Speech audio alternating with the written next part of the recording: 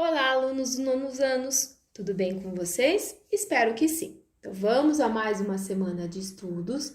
Peguem, então, a apostila universitário, só que essa semana nós iremos iniciar o livro 2, página 3, onde nós vamos ver o assunto evolução, capítulo 8. Vamos lá no aquecendo. No aquecendo, nós temos uma historinha aí, vamos começar lendo-a e entendendo. E essa é a teoria da evolução. Alguma dúvida? O meu peixe vai criar patas e sair do aquário? Não. O macaco lá do zoológico vai se transformar numa pessoa? Também não. O mundo era bem mais legal antes de eu nascer. Então, ele ficou pensativo, né? Então, essas duas questões para iniciarmos, eu gostaria que vocês fizessem ou pesquisassem. Então, você sabe o que é evolução? Dê um exemplo. Então, para quem não sabe falar com as palavrinhas de vocês o que é evolução, vocês podem procurar essa palavra no dicionário, seu significado, e pensar no exemplo para vocês poderem dar aqui para mim. Depois, não pensando nisso, por que os exemplos da tirinha não podem ser considerados como uma evolução? Então, vocês têm que descobrir primeiro o que é evolução e depois responder essa questão aqui dos exemplos da tirinha, que ele deu o exemplo do peixe do aquário, do macaco, tá? Então vamos, mãos à obra. Até o século XVII predominava o fixismo. O que era o fixismo do século XVII?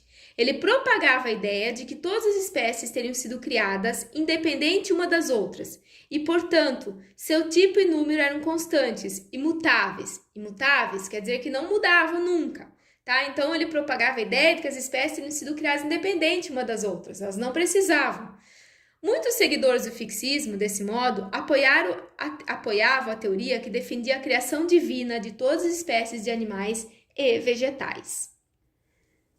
Até os fósseis, provas indiscutíveis que nós vemos hoje, através dos fósseis que nós sabemos a existência que houve dinossauros, não é? Então, para os fixistas, os fósseis eram desastres naturais que aconteceram, tá? Que teriam mudado de regiões do planeta, como o dilúvio, por exemplo.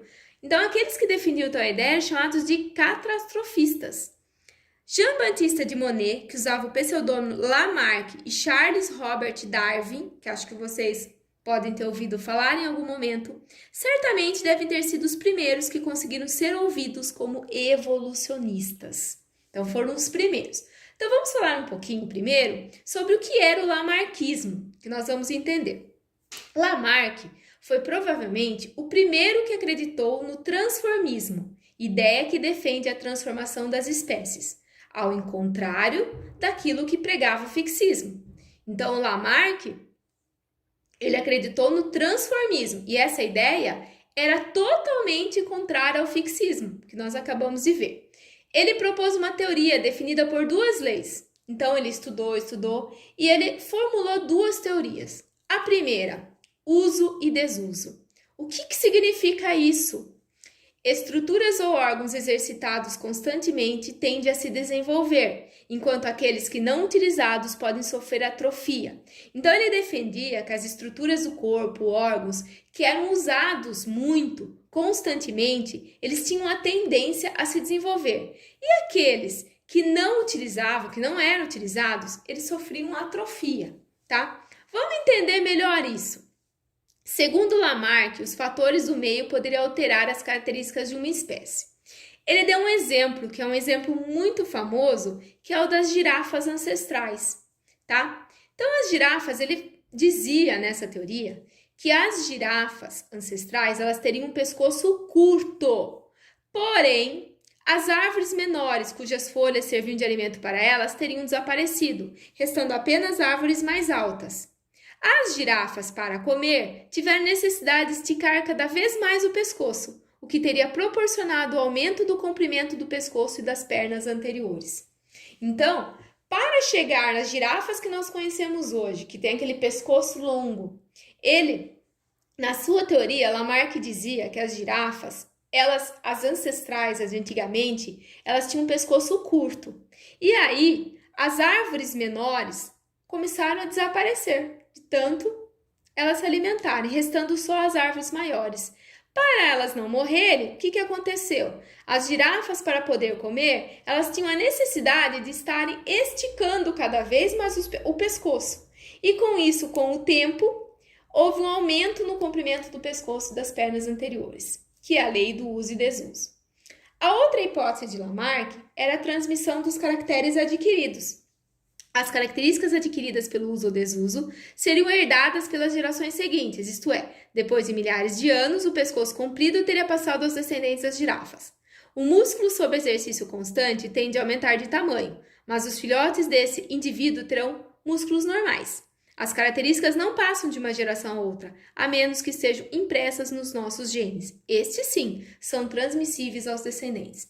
Então, nessa transmissão dos caracteres, o Lamarck, ele defende que as características que eles adquiriram com o uso ou com o desuso seriam herdadas pelas gerações seguintes, tá? Agora, nós vamos ver a teoria de Darwin, que era outro evolucionista. Darwin e Wallace, de forma independente, chegaram às mesmas conclusões sobre a evolução das espécies por seleção natural, elaborando a teoria conhecida como darwinismo. Durante 5 anos, Darwin mostrou ser um atento observador, além de recolher um incontável número de preciosas amostras. A enorme diversidade de espécies vegetais e animais e sua luta pela sobrevivência realmente marcaram o subconsciente de Darwin. Por isso, pensou Darwin, acontecia a luta pela sobrevivência e os mais fortes, os que conseguissem melhor performance para sobreviver, não só cresceriam, como produziriam descendentes semelhantes. Só os mais aptos obtêm alimento, quando este é escasso, e a sua sobrevivência seria a explicação dos constantes mudanças entre a espécie. Então, para Darwin, o que acontecia? Só os mais aptos, os mais adaptados àquele ambiente, os mais fortes, que iriam sobreviver. E aí é esse que ia se reproduzir e gerar descendentes semelhantes. Então, essa era a teoria da evolução.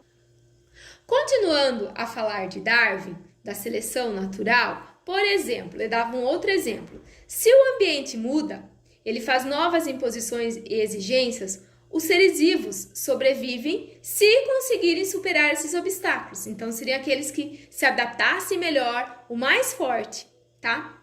O pescoço da girafa e o darwinismo. Qual era a explicação de Darwin para esse pescoço da girafa? Charles Darwin encontrou 9 diversidades de pássaros nas ilhas de Galápagos, cujos bicos e plumais eram diferentes, apesar das espécies serem muito parecidas.